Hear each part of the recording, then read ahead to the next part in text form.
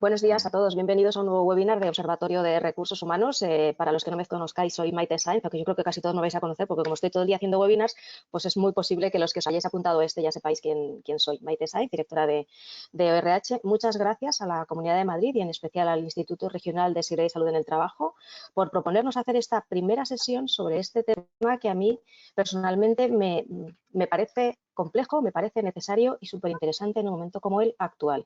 Hay que construir cultura de diversidad y, como comentábamos con nuestros invitados hoy antes de empezar esta sesión, desde una perspectiva global, amplia, holística, porque hacer cultura en general, construir cultura es complicado. Construir cultura de diversidad más todavía. Y si encima tenemos que construirla parcelada, pues señores, estamos perdiendo el tiempo, un tiempo precioso que no tenemos. Os presento a las personas que me van a acompañar en esta charla sobre cómo construir entornos laborales inclusivos para el colectivo LGTBI. Por un lado tenemos a Marta Sempere, ella es vicepresidenta, y como no tengo mi papel delante, lo voy a decir de memoria, y mi memoria no es la mejor, vicepresidenta, pues lo voy a mirar porque es que si no, People and Culture, de Coca-Cola European Partners para España. También tenemos a Luis Díaz, manager. Eso es, Luis Díaz, manager director de organización y talento de Accenture España, Portugal e Israel. También contamos con Manuel Rodenars, coordinador y asesor jurídico del programa LGTBI de la Comunidad de Madrid, y con Jorge López de Ávila, del Servicio de Intervención Psicosocial del Instituto Regional de Seguridad y Salud en el Trabajo. Así es que vamos a ello. Queremos hacer una charla absolutamente abierta y distendida. Todas las personas que estáis conectadas sabéis que nos podéis hacer llegar vuestras preguntas a través de la opción de preguntas de la propia plataforma. Como ya muchos además son repetidores, pues no tengo que explicar cómo funciona. Gracias por estar ahí. Espero que todos, por cierto, estéis bien de salud, que ahora también hay que preguntarlo. Y vamos a conocer cómo trabajar esos entornos inclusivos. Mi primera pregunta, y en esta ocasión no nomino a nadie, prefiero que levantéis un poco vosotros, según os sintáis cómodos, ¿cómo se trabaja mejor una cultura de diversidad?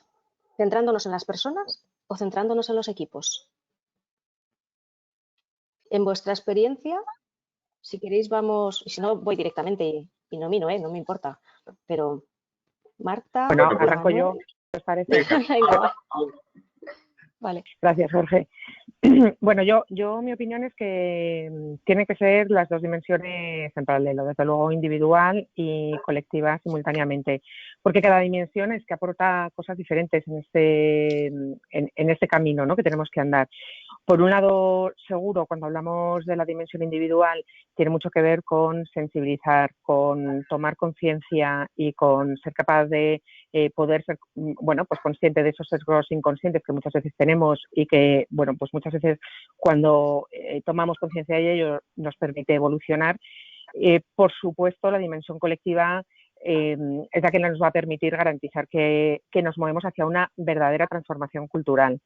Una sin la otra no es posible, porque al final el colectivo es la consecuencia de muchos individuos juntos, por lo tanto, tienen que ir claramente de la mano. Esa es nuestra experiencia. Luis, por tu parte.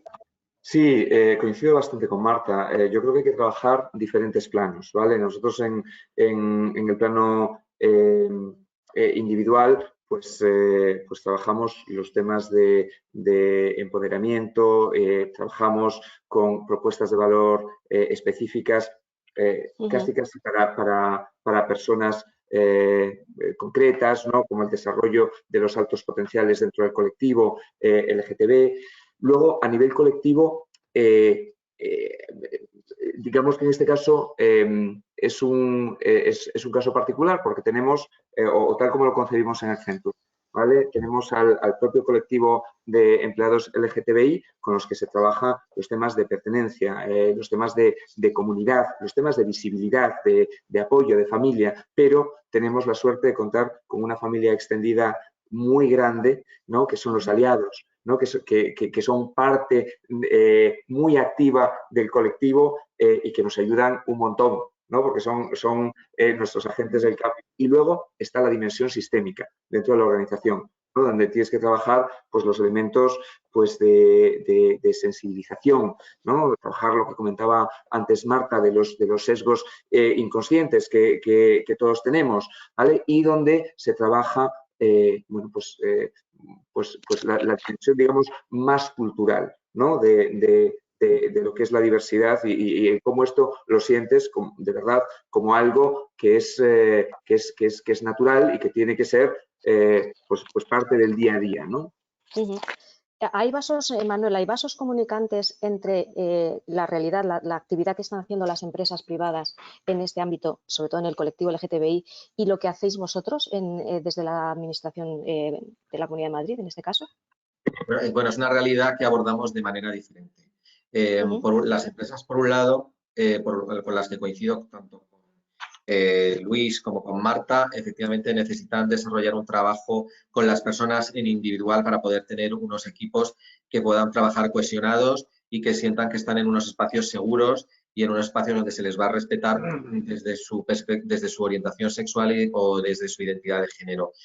¿De qué manera trabajamos la realidad? Bueno, pues creo que las empresas, en este caso, las dos que están aquí representadas, creo que están en una línea muy, bueno, muy positiva y muy necesaria, que es la de la gestión de la diversidad. Yo creo que por lo que deduzco, estáis trabajando por crear entornos en que vuestros trabajadores se sientan seguros, sepan que es un espacio donde se les va a respetar y eso al final pues está demostrado que la productividad. ¿Qué es lo que nos llega a nosotros? Nos llegan las personas que tienen problemas. Las personas, desafortunadamente, no es así. O sea, para que haya estos planes, estos grupos de diversidad, tiene que ser grandes empresas, como en el caso vuestro. ¿Qué ocurre? Que muchas personas trabajan en pymes.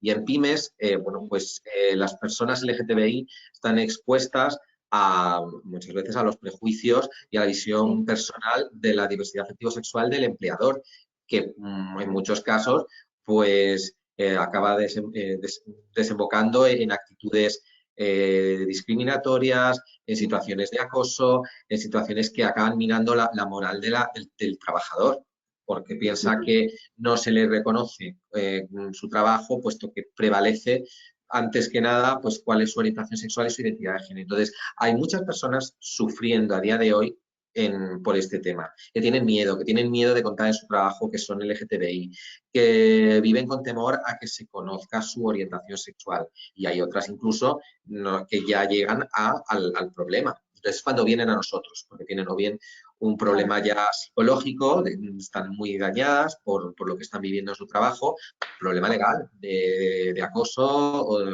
o que haya desembocado incluso en un despido. Claro.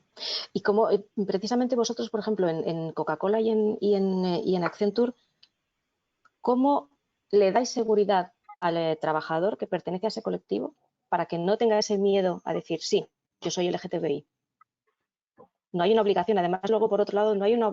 En el tema, por ejemplo, de lograr una determinada...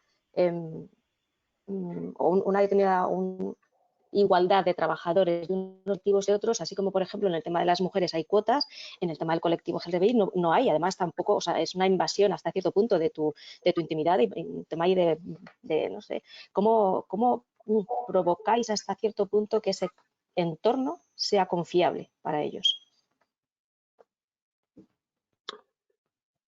Si quieres, empiezo respondiéndote yo, Maite. Vamos a ver, nosotros, es cierto lo que dice Manuel, somos un bicho totalmente distinto a una pyme, ¿vale? Tenemos una realidad absolutamente distinta. Nosotros somos una organización de personas, ¿vale? Nosotros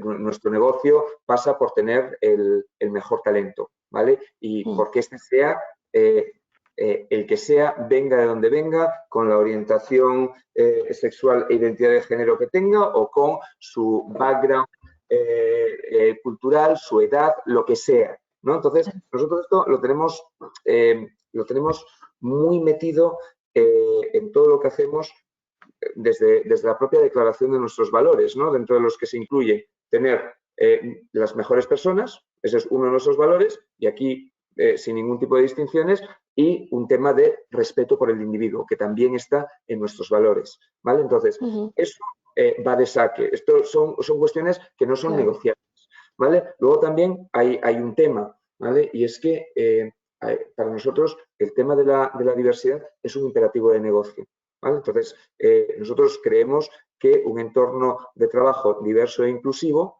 pues genera una serie de cosas positivas que nos ayudan tremendamente en el negocio. Tenemos gente más comprometida, podemos atraer y retener mejor talento. La gente se siente más a gusto y más cómoda. Eso suele generar mayor productividad y normalmente pues el combinar diferentes perspectivas, diferentes personas, diferentes experiencias, diferentes sensibilidades, suele resultar en más creatividad, más innovación, que para nosotros es fundamental desde el punto de vista de negocio. Entonces, digamos que esto, porque la empresa lo pide y porque está en el negocio, pues es importante. ¿Qué pasa?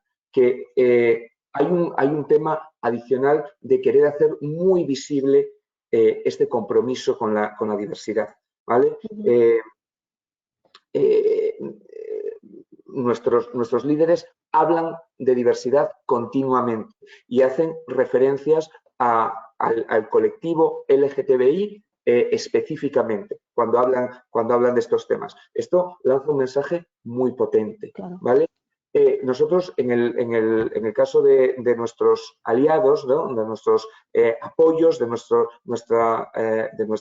agentes del cambio, pues estos son personas que llevan la bandera del arco iris todo el año, no solamente el mes del orgullo, ¿no? Lo llevan en sus lanyards, como el que tenemos aquí. Y esto lo estás viendo continuamente por la organización. Lo ves en nuestras oficinas y lo ves incluso en nuestras en reuniones como las que estamos teniendo habitualmente con los fondos de pantalla. Estamos lanzando un mensaje a través de pequeñas cosas y, por supuesto, las políticas que son pues, políticas sin sesgo y decididamente LGTBI friendly. ¿Vale? Entonces, todas estas cosas generan muchísima visibilidad y eso hace que la gente se sienta más cómoda. ¿Vale? Entonces, ¿está plenamente cómoda? Esa es la aspiración. ¿Vale? Pero hay recorrido, ¿vale? Nosotros tenemos mucho más avanzado por todas estas cosas que no ocurren en una pyme, ¿vale? Pero sentimos que esto es un trabajo del día a día, ¿vale? La cuestión es cómo trasladar todo este mensaje a la pyme. Marta, que yo creo que querías intervenir. Sí, mira, yo creo que, como decía Luis, lo relevante es explicar cuál es tu compromiso y tu posicionamiento como organización. Nosotros en Coca-Cola Euro-Pacific Partners tenemos claramente y hacemos explícito cuál es nuestro compromiso con la diversidad en todas y cada una de sus dimensiones. Y esto es compartido, es vocal desde todos los líderes de la organización y se traslada así a la organización. Nos preguntabas antes, Maite, cómo podemos garantizar o facilitar que las personas del colectivo LGTBI se sientan seguros en este proceso, ¿no? Para mí hay tres palancas que son fundamentales. Una primera que tiene que ver con los procesos y con las políticas. Tienes que garantizar una transparencia de procesos, una revisión con una apertura de mente, revisando desde esas diferentes dimensiones de la diversidad que realmente cumple lo que tú como empresa vocacionalmente has dicho que quieres ser, ¿no? Y entonces tiene que ser unas políticas que sean coherentes con ese compromiso pleno con la diversidad. La segunda palanca que va a facilitar este proceso de seguridad tiene que ver con las personas. Hablaba Luis y me sonreía antes porque nosotros también llamamos aliados a todas las personas que se convierten en nuestros mejores embajadores en cada una de nuestras dimensiones y son referentes para muchas personas que dentro de la organización tienen necesidad de poder entender o poder compartir cualquier duda o incluso compartir sus experiencias o proponer alternativas. Para nosotros aliados, seguro que luego tenemos oportunidad más tarde de poder hablar de esta iniciativa, pero es la que vertebra todo el cambio cultural y la transformación que estamos viviendo, porque lo aterriza en la organización y le da cuerpo a personas que son referentes a través de personas que son referentes dentro de la organización. Tener personas que son role model, que son vocales en cómo viven la diversidad y garantizar foros de networking que no se convierten en silos, sino que se convierten en plataformas de dar visibilidad y de conexión es fundamental. Y la última palanca tiene que ver con canales de comunicación. Dar una disponibilidad plena para que se represente y la gente pueda ser expresar cómo está viviendo esa diversidad en el día a día a través de los canales de comunicación interna. Nosotros tenemos un canal que se llama Redline, donde cada uno de nosotros colgamos. Bueno, hablaba antes Luis de los layers, estamos en la misma situación. Bueno, pues son cosas que es verdad que nosotros estamos viviendo ahora mismo ese momento. También es cierto que hay que acompañar cuando hay personas que tienen vivencias de falta de seguridad o de falta de apoyo en su contexto, porque puede pasar por mucha sensibilización que hagamos y mucha preocupación que tengamos. Para ello nosotros tenemos un canal que se llama Speak Up, donde todo el mundo puede compartir sus experiencias y nos ayuda. Es un canal 100% confidencial que permite un tratamiento y una gestión a través de profesionales y de un colectivo muy selecto de cómo tratar esas cosas para poder poner medidas correctoras, porque también hay que denunciar y poner plataformas para poder denunciar esto. Solamente me gustaría matizar una cosa que decía Manuel, y es cierto que las grandes empresas estamos en otro sitio que las pymes, pero tenemos que ayudar a transicionar a las pymes en esto, porque no es un tema de recursos económicos, es un tema de mentalidad cultural y esto hay que transformar desde la pequeña empresa, ¿eh? No es un tema de la excusa del recurso económico, tenemos que evitarla porque no se trata solo de eso, ¿eh? Es una cuestión de cultura y es una cuestión también de negocio, que lo decíais también vosotros. Seguro, yo creo que utilizarles totalmente. el que puede tener económico para ellos, además, el tener esa perspectiva mucho más amplia. Jorge, desde el instituto, ¿qué efectos veis que tiene la no inclusión de este colectivo? ¿Cómo lo veis? Nosotros recibimos precisamente lo que comentaba antes Manuel, la situación de disconformidad y de disarmonía en el grupo de trabajo. Claro, ¿qué es lo que recibimos? Recibimos la parte de negativa, la parte de descontento, incluso de denuncia. Bueno, la forma de tratarla pues, es evidentemente pues, proteger la inclusión y la diversidad y la igualdad de estas personas. Que se sientan menospreciadas, menoscabadas, excluidas o marginadas. Y se sientan y lo son. Yo, de todas maneras, quisiera recobrar cuando, porque me parece muy acertado, de la pregunta que hacías, ¿no? De plantearlo desde, como decía Luis, desde los planos individual y colectivo, que decía Marta, en definitiva, de equipo. Bueno, ahí es lo que, fíjate, nosotros ahí es lo que devolvemos cuando viene ese tipo de denuncia, cuando viene esa denuncia, lo que devolvemos precisamente es el trabajo sobre esos dos planos. ¿Qué hacemos? Pues, hombre, recuperar ese perfil personal, de factores personales que ha motivado, normalmente son enfrentamientos a veces grupales, a veces de GAN y a veces también muy individualizados. Siempre suele haber un motor de un estilo muy personal. Bueno, pues precisamente trabajar sobre eso, sin distinguir sobre qué individuos están obrando y siendo motores, es muy importante a la hora de manejarse en un caso que tenga este abuso sobre la inclusión y la diversidad. Y a su vez sobre la cultura del ambiente de trabajo. Nosotros desde ahí lo que nos fijamos es precisamente pues en lo que supongo que también tocaremos después, como comentaba antes Marta, lo que llamamos protocolos de integridad, ¿no? Cómo trabajar la inclusión desde un plano útil en el sentido de beneficio no solamente principal sino secundario para todos y fundamentalmente para la empresa. Bueno, me das pie a preguntaros por esos protocolos de integridad, ¿cómo se hacen? Así ya, claro. ¿Cuáles son cómo son vuestros protocolos de identidad? Bueno, o si acaso, Manuel, ¿tenéis experiencia vosotros en conocimiento de lo que hacen algunas empresas o dais recomendaciones de cómo tiene que ser esos protocolos? Sí, antes que nada sí me gustaría, no sé si Jorge iba a decir algo. No, iba simplemente a hacer un comentario que, por acelerar un poco la entrevista, el protocolo de integridad, nosotros fundamentalmente, por apuntar ahí un poco más, nosotros fundamentalmente nos fijamos en las pautas de comportamiento, que tiene que ver otra vez con tu primera pregunta y los estilos de personas, ¿no? Entonces, bueno, era ampliar un poco ahí, ¿no? Vale. Ahora sí, ahora Manuel. Ahora Manuel. Yo sí, bueno, compartir la experiencia que no hay dos casos iguales. Se reproducen situaciones, a veces se reproducen algún tipo de rasgos, pero no es cada persona lo vive de una manera distinta. No es lo mismo una gran empresa, que también casos que nos llegan, que alguien que trabaja en una pyme. y varía mucho también la cultura de la empresa que tenga. No es lo mismo una empresa familiar, no es lo mismo una empresa unipersonal en la que solamente haya un empleador y un empleado. Eso también ocurre. Hay muchos factores que tener en cuenta a la hora de valorar cada una de las situaciones. Desde luego, los elementos en común que hay son la falta, por supuesto, en primer lugar, la falta de respeto a la persona. Cuando una persona no se... Antes de hoy de trabajar atrás, somos personas. Entonces, lo primero que hay que hacer es respetar a la persona es su dimensión y su diversidad afectivo-sexual. Y eso no solamente debe estar en la empresa, que por supuesto, sino que también tiene que estar extendida a todos los niveles. Hay gente que piensa que porque tiene una pyme, no es solo a grandes empresas, a grandes espacios, y que determinados principios deben de estar. Se te va un poquito el sonido, Manuel, disculpa. No sé si me escucháis ahora. Ahora sí, mejor. Vale. Que hay, no sé dónde me habéis dejado de escuchar. Bueno, repito de todas maneras, que cada situación es propia, no tiene nada que ver una con otra. Sí hay una serie de elementos comunes, que es la falta de respeto a la persona, y antes de ser trabajadores somos personas. Entonces, cualquier persona tiene que ser respetada en su dimensión, en todas sus dimensiones, y por supuesto incluida la afectivo-sexual y de identidad de género. ¿Qué ocurre?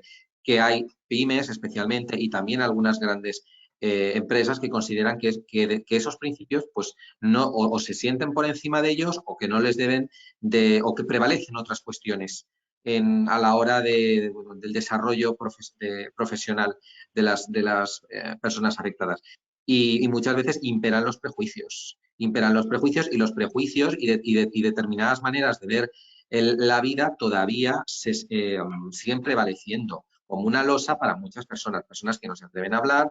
Yo me alegro de... Te va el audio.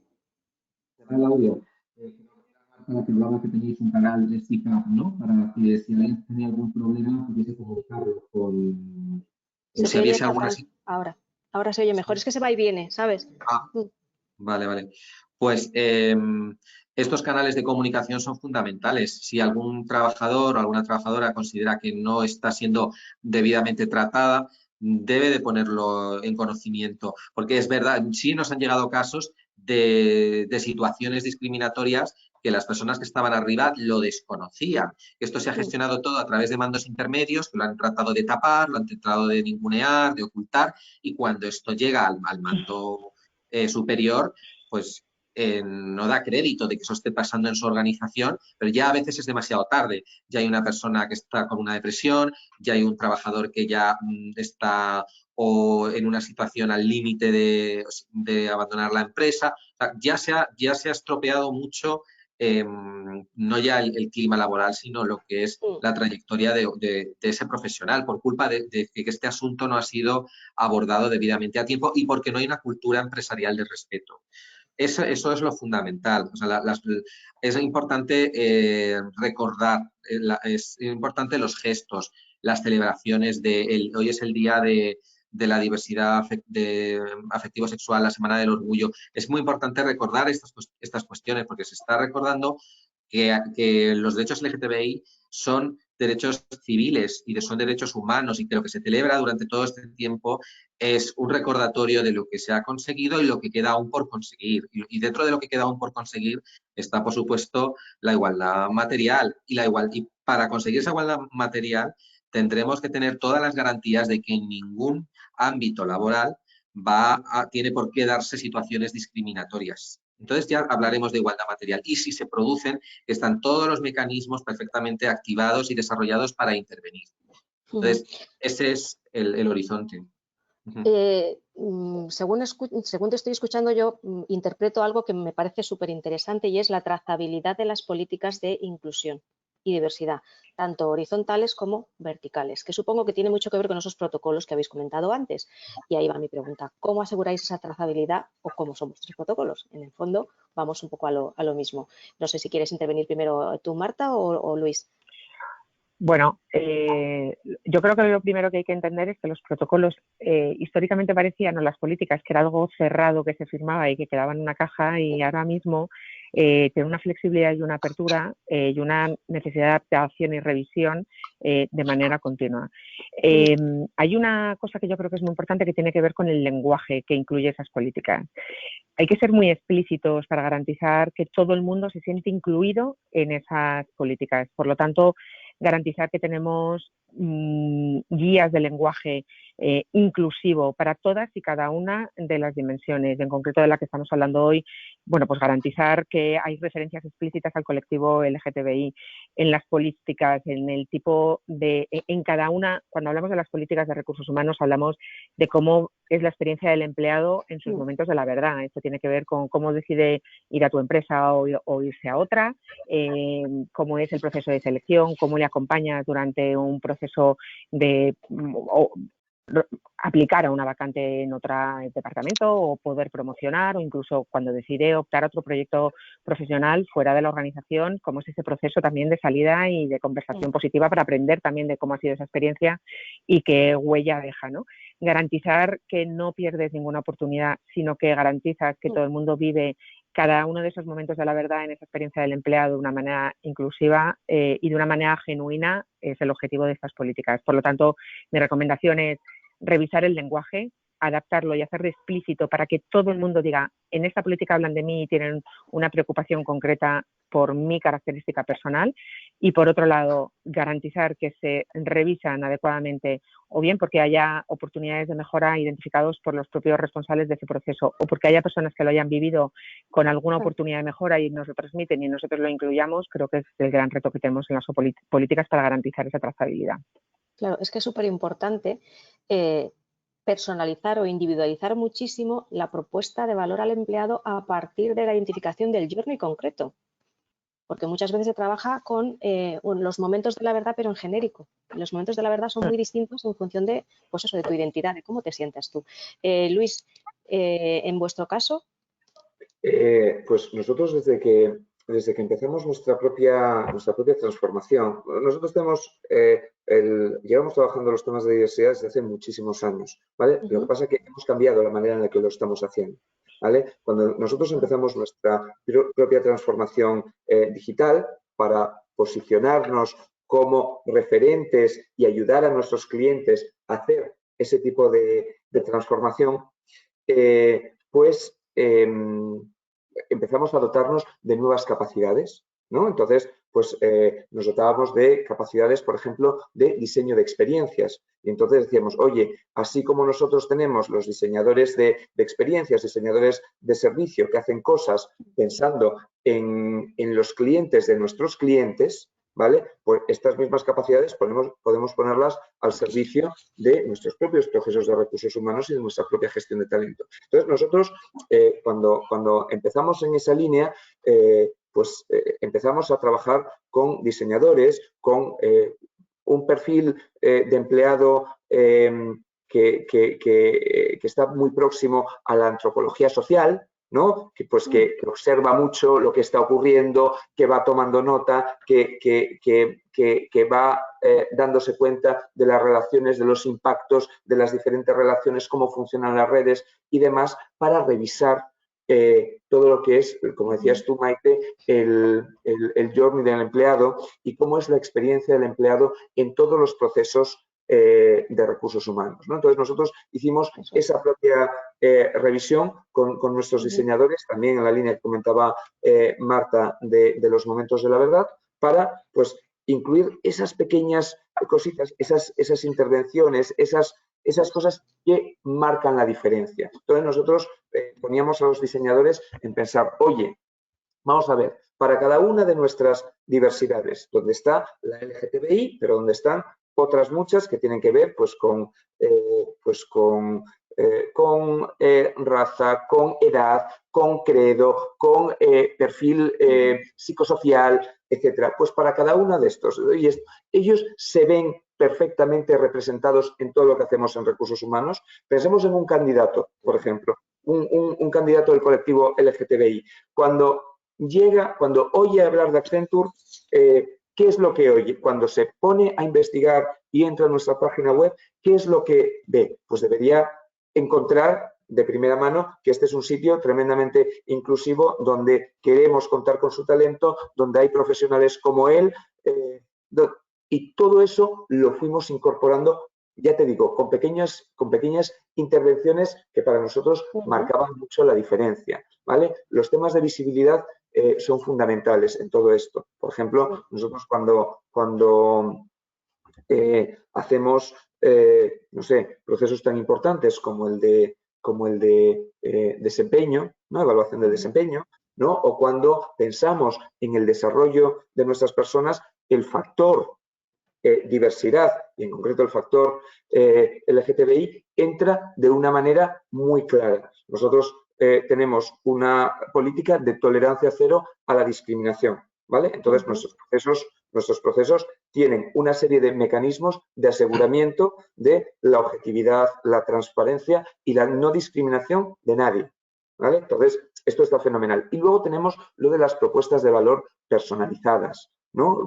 Por ejemplo, nosotros, creo que comentaba antes, que tenemos un programa de desarrollo de altos potenciales en el colectivo LGTBI. Es un programa global donde ellos participan con otros profesionales, ¿vale? Que está pensado en, oye, pues empoderarles, en convertirles en unos líderes visibles, ¿no? Y que nos apoyen en este transmitir este mensaje de que esta es una empresa inclusiva. Eso es súper importante. Es que esa parte, como bien dices, es muy importante. O sea, cómo se forma a un mando, no solo al gran líder, sino cómo se sensibiliza al mando intermedio de que esto también es parte de su gestión de personas. Fíjate, la sensibilización muchas veces viene sola por el hecho de que los mandos intermedios, ¿no? O los líderes de la organización son personas que viven en la sociedad, ¿vale? Y que, bueno, pues ellos mismos pueden ser personas LGTBI o pueden tener casos cercanos, ¿no? Y eso desarrolla una sensibilidad tremenda, ¿vale? Cuando no tienes este tipo de referentes, ¿vale? Pues tienes que presentar estos referentes, ¿no? Entonces, en nuestros procesos de onboarding, en nuestras formaciones, nos aseguramos de que esa dimensión esté considerada a través de experiencias personales, ¿no? Donde, oye, pues cada uno de personas que quieran significarse de esa manera, ¿no? Pues lo hacen, ¿no? Lo hacen, pues cuentan su testimonio, comparten las dificultades que han tenido y, bueno, pues eso genera o empieza a desarrollar una empatía a casos que a lo mejor te son ajenos, pero que a través de estas experiencias vas conociendo. Pero los referentes no necesariamente siempre tienen que ser colectivo LGTBI, porque tiene que haber otros. No, ni mucho menos. Que incluso con mucha potencia defiendan o abanderen esos valores, ¿no? Absolutamente, absolutamente. Y de hecho nosotros tenemos empleados que son activistas de esta causa y de cualquier causa relacionada con la diversidad dentro de nuestros aliados, que son la bomba, ¿vale? Y que eligen significarse cada día en pequeños gestos como, oye, yo apoyo, ¿vale? Yo estoy ahí para ti. Yo no tolero esto, ¿no?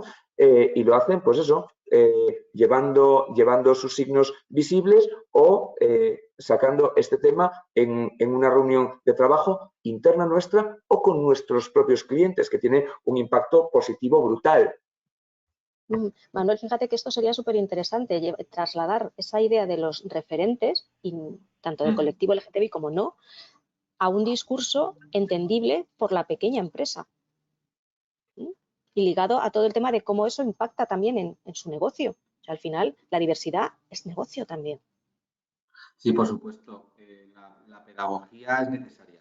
Es importante que haya leyes, que se hayan aprobado leyes y que sigan todavía planteándose reformas, mejorar las situaciones, pero es fundamental que existan referentes positivos. Primero, acércate un poquito más, que es que se te pierde un poco. Vale.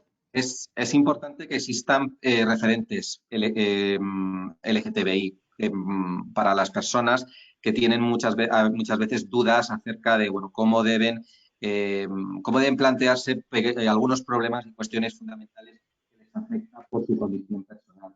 No todo el mundo tiene respuesta. Y en el ámbito en sus estudios, en su parte académica, en su desarrollo profesional, y hay determinadas cuestiones que han dejado a un lado hasta el momento. ¿Cuándo les afecta? Que se te oye fatal. No te oigo. No, intento El audio del equipo. el audio del equipo. Pues, A ver ahora, así, aunque te veamos de ¿me cerca. escucháis ahora? ¿Me escucháis ahora? Sí. Sí. Bien. Que hay personas, comentaba que hay personas trabajadoras que se han centrado en la parte académica de sus estudios, que toda su vida la han volcado en su desarrollo profesional y las cuestiones que consideran que no tenían que dar ninguna explicación, como es su condición personal, su orientación sexual, su identidad de género, aspectos sobre cómo desarrollar estrategias para cuando vayan a ser cuestionados a muchas personas en el ámbito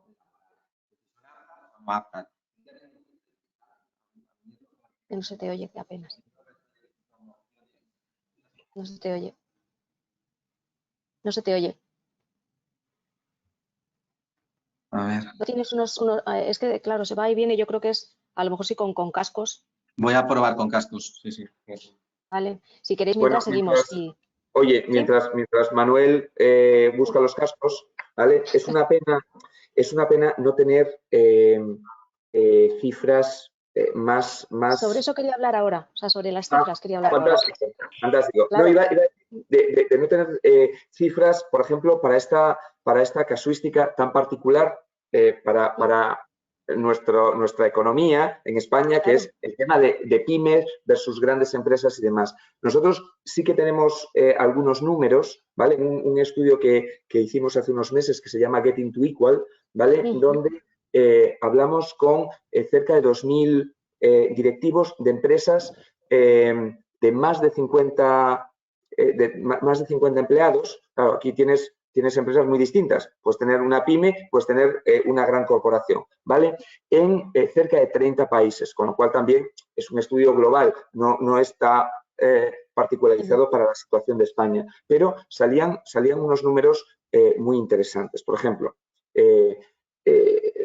en todo esto veíamos que solamente un 31% de los empleados, ¿vale? En estas organizaciones, pues estaban totalmente fuera del armario, hablaban abiertamente de estos temas. Solamente un 31%, ¿vale? Solamente un 21% en el caso de los líderes de la organización, ¿no? Y salían temas como que, oye, pues en estas empresas, ¿no? E incluso en grandes empresas que tienen políticas que están abordando la diversidad y la diversidad sexual, incluso en estas había hasta un 20% de las personas del colectivo que nunca habían mencionado su orientación sexual o su identidad de género, lo habían hablado abiertamente, su opinión al respecto, con nadie, ni siquiera con sus compañeros más cercanos. ¿Vale? Entonces, claro, esto es estremecedor. Claro, si pudiésemos tener este estudio llevado a la casuística pyme versus gran empresa y tal, seguramente veríamos ahí datos que nos ponen los pelos de punta. Seguramente. Jorge, me has levantado la mano, yo creo que quieres intervenir, ¿verdad? De hecho, te iba a dar la palabra porque además quería hacerte una pregunta relacionada con esto, que no te la voy a hacer porque seguro que es la que vas a contestar. No, seguro que me lo vas a hacer luego. No, es que quería, entrando efectivamente, vamos a entrar en hechos y en acciones que tanto Luis como Marta son dos campeones en la gestión de esas, no solamente en el diseño de las acciones, sino en la gestión de las mismas. Antes de entrar en esa significación de los números, sí quería hacer un comentario que creo que orienta lo que vamos a tratar ahora en números y esa segunda pregunta, y es efectivamente el papel que tiene el mando, el líder sobre la gestión de personas y de grupos. Efectivamente, es un líder fundamentalmente inclusivo. Entonces, tenemos que manejarnos desde políticas de participación que permitan precisamente a esta persona ser un gestor de roles, porque lo que va a hacer va a ser gestionar roles en toda su intensidad y en toda su inclusividad. Y desde ahí, precisamente, buscando esos marcadores que comentabas tú antes y que la propia norma ya recoge como en el sentido de indicadores, pues lo enlazaría ahora con lo que estábamos comentando y abría Luis el camino. Precisamente lo que tenemos es la buena gestión de ese líder inclusivo, de ese líder no discriminador, ese líder participativo, va a tener que buscar ese tipo de indicadores que le orienten precisamente en el camino. La norma nos habla también ahí de evaluaciones periódicas, que es, por ejemplo, lo que nos está comentando Luis, permíteme que lo interprete así, ¿no? Desde la buena gestión, abierta a todos, y de los propios mecanismos de información que también recogemos desde nuestra acción. Eso es importantísimo. Pero es que sirve no solamente para ver hacia dónde avanzamos, sino también el cómo lo hacemos y cómo ese líder pues, tiene esa capacidad de inclusión y cómo gobierna, que supongo que saldrá después, esta capacidad de selección ciega, de acción ciega, ¿no? Que supongo que después hablaremos un poco de ella. Y quería hacer este matiz, permitirme. Vale, pues mira, lo que yo te quería preguntar es si teníamos cifras, a lo mejor esas las sabe mejor Manuel, no lo sé, Jorge Manuel, cifras de la situación actual, parecido al estudio que nos ha contado Luis, pero en la Comunidad de Madrid. ¿Cuánta gente del colectivo en las empresas tiene la libertad o se siente confiada para decir, sí, yo soy del colectivo LGTBI o no? ¿Tenéis cifras al respecto? La Comunidad de Madrid no tiene un estudio. ¿Se me escucha ahora? Sí, ahora muy bien. Ahora bien, vale.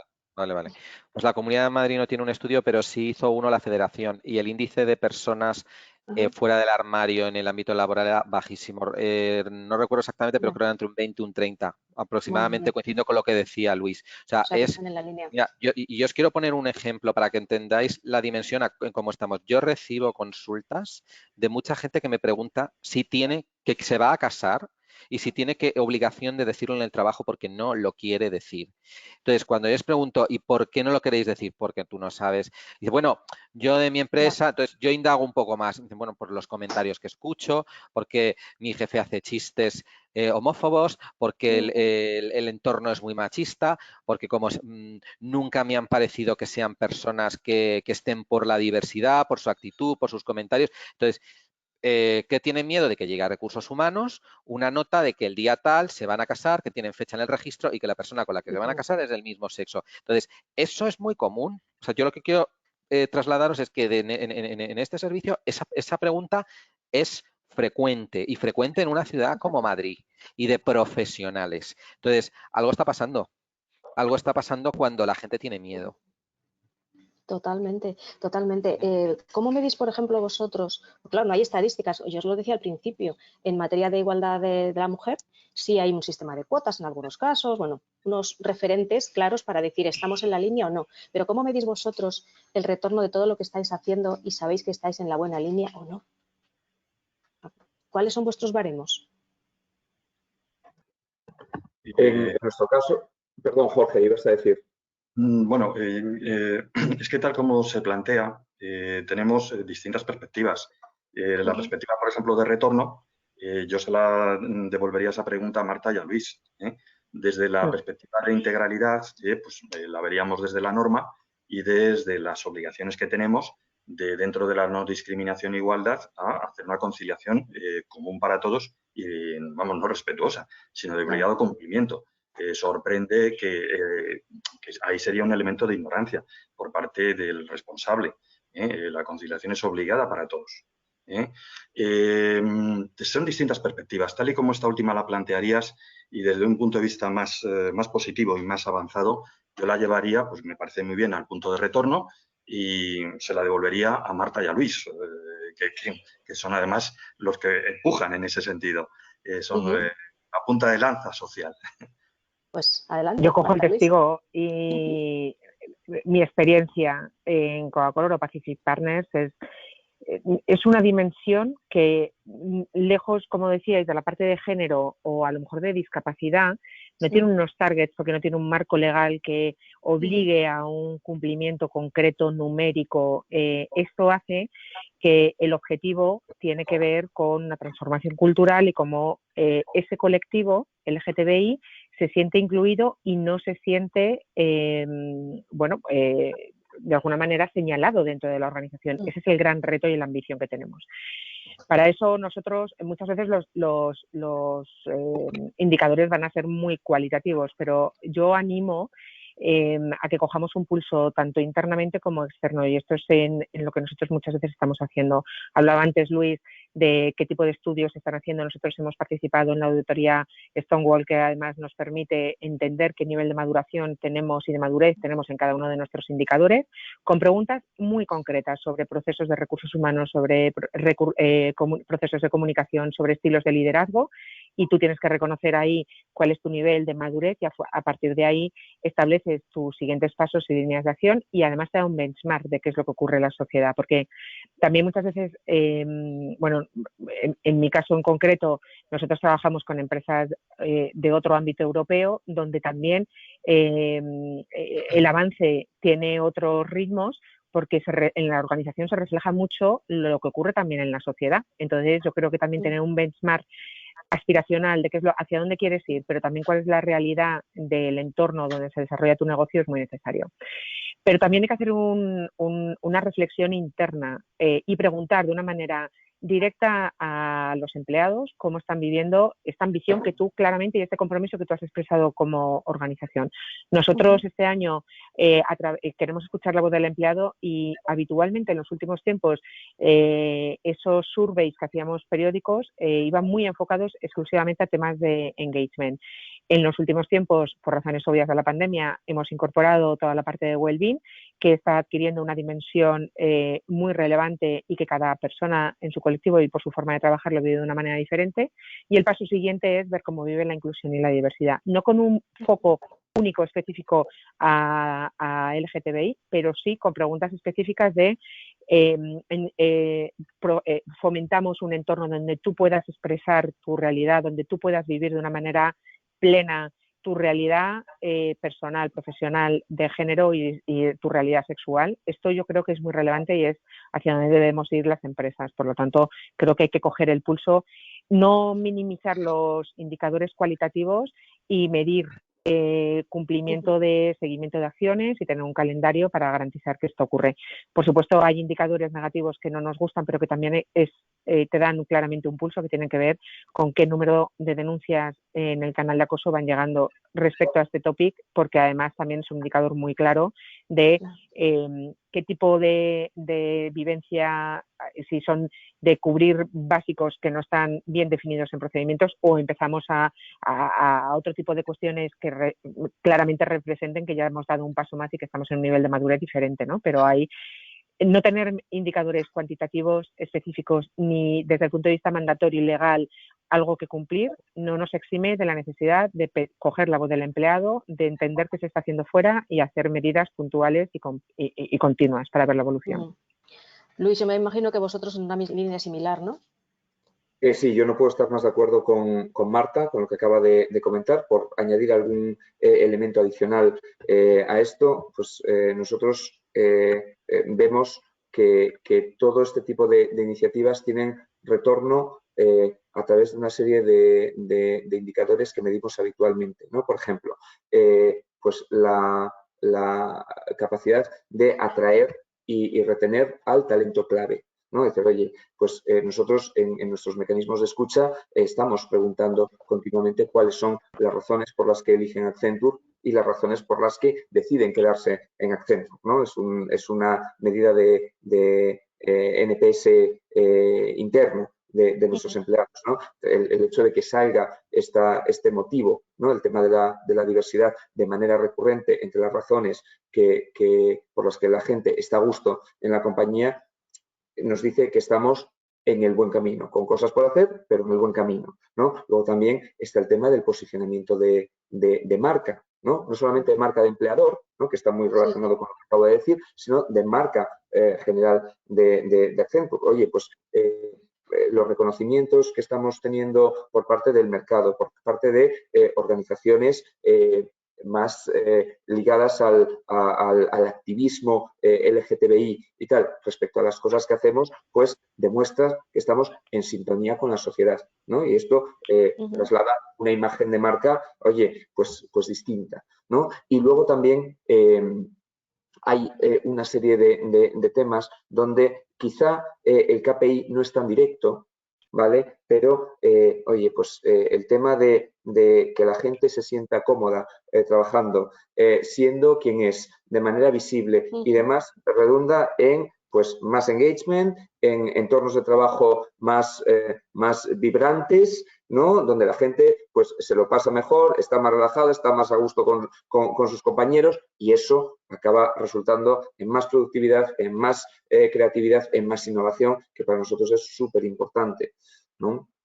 Es que no se puede hablar de... ¿Sí? Hay una cosa, Maite, que me parece una anécdota que viene muy al caso, ¿no? Quizá es un tema bastante nuevo, pero que apunta en la dirección del tipo de gestión que queremos hacer y el compromiso que tenemos con esta causa, ¿no? Por ejemplo, se está empezando a lanzar en algunas geografías a modo de piloto, en algunas geografías de Accenture, quiero decir, ¿vale? A modo de piloto, una iniciativa que se llama Self-ID, ¿vale? Donde los miembros del colectivo pueden identificarse como miembros del colectivo LGTBI de manera voluntaria, por supuesto, anónima, de manera que esto lo sabe solamente unas personas dentro de recursos humanos, ¿no? Si no quieren hacerlo más público, y con la idea de que podamos trabajar en propuestas de valor personalizadas para ellos, ¿no? Y que podamos recoger pues, una serie de casuísticas que no están en el común de los empleados, pero que son necesarias dentro del colectivo. O sea, cómo podemos demostrar el apoyo a un empleado trans que está transicionando en este momento. Oye, pues desde el punto de vista del apoyo que necesita de la organización emocional, respecto a a la flexibilidad laboral y demás, pues es totalmente distinto, ¿no? Si conocemos estos casos, podemos gestionarlo. Ya te digo, está empezando a lanzarse en diferentes países donde la legislación lo permite. Es una muy buena idea, la verdad. Yo quería, porque ya va siendo hora de que pensemos en que nos queda poquito, quería pediros a cada uno que eligierais o que hicierais una recomendación para empezar a trabajar en estos temas. Pensemos que estamos hablando no tanto para grandes compañías, de hecho ahora hablaremos también de cómo el intercambio de experiencias entre vosotros está ayudando mucho también a que se progrese rápido en este ámbito. Pensad que estamos hablando para ese otro grupo de compañías que están pensando que esto a lo mejor lo tienen que hacer.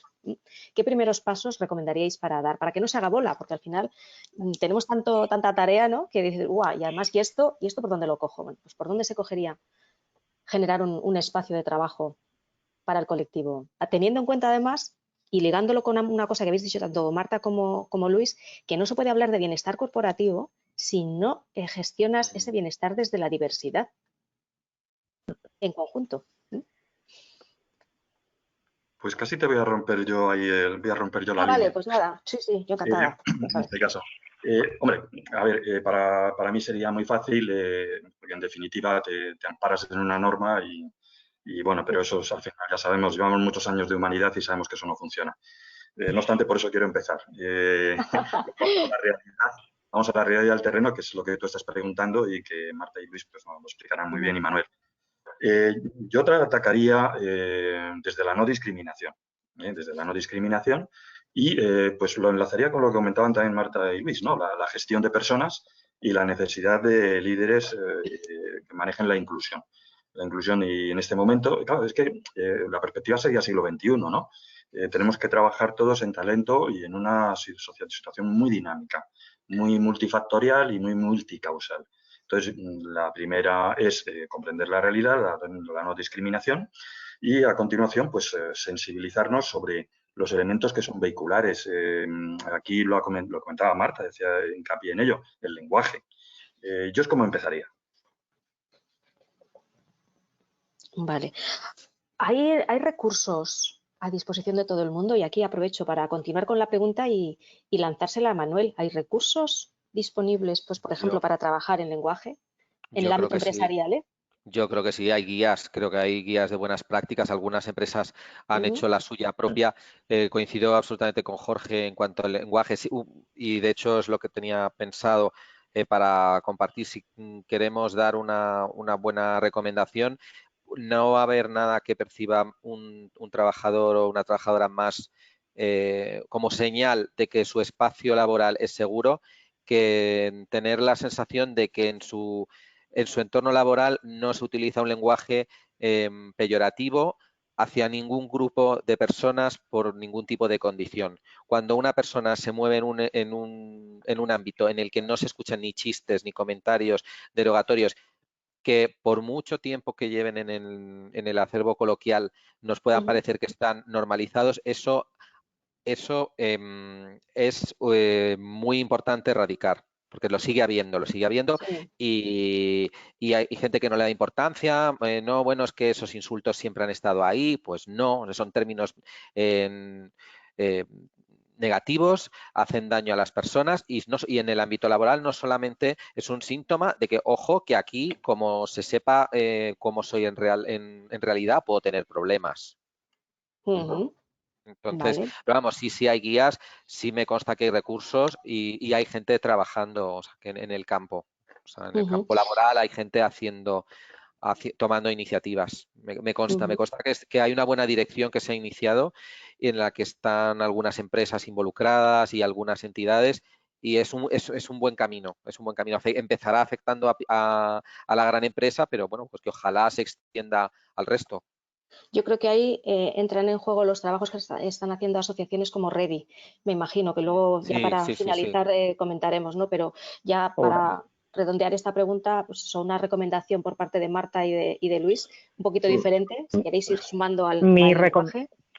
Mi recomendación, mucho más aterrizada, es: esto tiene que tener un hueco en la agenda claro, constante, tener una hoja de ruta clara a corto, a medio y a largo plazo. Tienes que tener una ambición de hacia dónde vas, pero tienes que entender qué etapas y qué pasos tienes que ir dando de manera realista. Tienes que informar y además tienes que pasar por estas tres fases. Tienes que informar, tienes que inspirar y tienes que implicar. Para hacer esto tienes que tener claro hacia dónde vas, cuál es tu hoja de ruta. Tienes que tener un modelo de governance de arriba hacia abajo, y esto es muy relevante. Es muy difícil que esto ocurra si no viene impulsado desde arriba, y si además ellos no son los owners de este proceso exclusivamente, pero sí que son los impulsores y los catalizadores de este proceso para luego poder dejarlo dentro de la organización. Cuando hablo de la parte de implicar, es para mí una hoja de ruta claramente participativa. Yo rehúso mucho de entender que esto es algo en la agenda exclusivamente de recursos humanos, no lo es. El garantizar que programas como Aliados, que garantizan una representatividad de personas de todos los niveles de la organización y de todas las áreas funcionales. Y si no es un proyecto inclusivo, ¿cómo vamos a hacer algo inclusivo si no es desde la diversidad y desde la inclusión? Por lo tanto, la única manera para mí son esas tres claras fases: que empiece desde arriba, que baje, que tengas una hoja de ruta clara y que tenga que además en ese modelo de governance haya un seguimiento y un reporte continuo de dónde vaya. Porque muchas veces en las grandes organizaciones y también en las pequeñas, ese driver económico muchas veces distorsiona de tener un seguimiento de determinadas cosas. No hay que olvidar nunca, como decía Luis, el impacto en engagement, en productividad que iniciativas como estas tienen en la organización, y está claramente demostrado. Por lo tanto, si la alta dirección o los dueños de la empresa familiar no preguntan por cómo va esto, es imposible que la gente lo tenga en la agenda, porque trabajarán por lo que les preguntan. Totalmente de acuerdo. Me encanta esto que has dicho, que no es algo de la agenda de recursos humanos, porque es que yo soy de las que piensan que muy poquitas cosas de recursos humanos deberían estar exclusivamente en su agenda. Es que casi todo tiene que ser una agenda compartida. Pero bueno, a lo mejor ahí me deberíamos ser los impulsores para pasar el testigo a la organización y que se conviertan realmente en los desarrolladores de este proceso, ¿no? Que para eso, por ejemplo, la iniciativa de Aliados es una de las grandes plataformas para poderlo conseguir. Luis, yo creo que ya te queda muy poquito para cerrar el círculo de las recomendaciones, prácticamente. Simplemente, de acuerdo con todo, simplemente singularizar uno de los aspectos, que es empezar desde arriba, ¿vale? Empezar con la dirección. Si ellos vienen convencidos ya de serie sobre el tema, fantástico. Si no, pues confrontarle con la realidad de esto como imperativo de negocio para hacerlo. Y pues eso, dar ejemplo y que esté presente en el discurso desde arriba para que empiece a moverse toda la maquinaria. Por último, lo que os comentaba de Ready, yo creo que era en el momento en el que estamos, la colaboración es fundamental en muchos ámbitos, ¿no? Y en este también, la labor que están haciendo organizaciones como esta es importante. ¿Y qué os aporta desde el punto de vista del benchmark que obtenéis en ellas? Por ejemplo, yo sé que vosotros, Luis, participáis activamente. Vosotros también, ¿verdad, Marta? ¿Estáis en Ready? Sí, efectivamente, sí, desde también, ¿verdad? Sí. Yo creo que eso es un foco de trabajo y de impulso y de ayuda a otras organizaciones muy importante. De hecho, a lo mejor en algún momento dado hablamos más a fondo de ver qué estáis haciendo y de comentar lo que estáis haciendo, ¿no? Porque creo que es importante viralizarlo. ¿Qué os aporta a vosotros una red como Ready o como cualquier otra de las que también está surgiendo, ¿no? Que esta no es la única? Bueno, es una plataforma que amplifica, ¿no? Que amplifica la voz de la causa, ¿vale? En foros donde esto es muy necesario. En este sentido, nos ayuda mucho participar, porque la unión hace la fuerza, y esa fuerza sirve para visibilidad, sirve para tener influencia en determinados foros y para hacer presente la agenda, ¿no? Entonces, yo creo que es muy importante y me encantaría un monográfico del observatorio sobre la labor que está haciendo Ready. Pues cuenta con ello, cuenta con ello. Me imagino que estas iniciativas, no sé si, Manuel, conocerás alguna más, son inclusivas en cuanto a la tipología de empresa, no son exclusivas de grandes compañías, sino que se está haciendo el esfuerzo por llevar, claro, todo esto, lo que estamos comentando a lo largo de todo el webinar, que este discurso tiene que llevarse a la gran masa de empresas medianas y pequeñas que conforman nuestro tejido productivo. Sí, yo confío en que una vez que esté consolidado en la mayor parte de las grandes empresas, esto inevitablemente acabe permeando también en las pymes. Cuando algo ya se consolida arriba, tiene que llegar también hacia otros niveles y creo que ahí está. Efecto dominó. Pues muchísimas gracias. Habéis respondido a todas mis preguntas perfectamente, incluso las que no tenía planificadas en este papel, que han sido muchas. Pero a mí me gusta, bueno, dejar la conversación fluir. Os agradezco de verdad el tiempo, el conocimiento y además, como dirían mis hijos, el buen rollo, porque eso siempre genera buenas conversaciones. Muchas gracias a todos. Además, os digo, ha sido el webinar que ha superado la media de la semana. En momentos en los que todos estamos muy cansados de conexiones, pues mira, este tiene más de la mitad de conectados. Así es que eso es un logro y eso es porque el tema de verdad interesa y mucho. ¿Ves? Nos están dando las gracias, gracias por hacer una sesión como esta, que es la primera para RH, pero no será la última. Muchas gracias. Muchas gracias. Gracias. Un abrazo. Muchas gracias. Hasta luego. Cuidaos. Adiós. Adiós.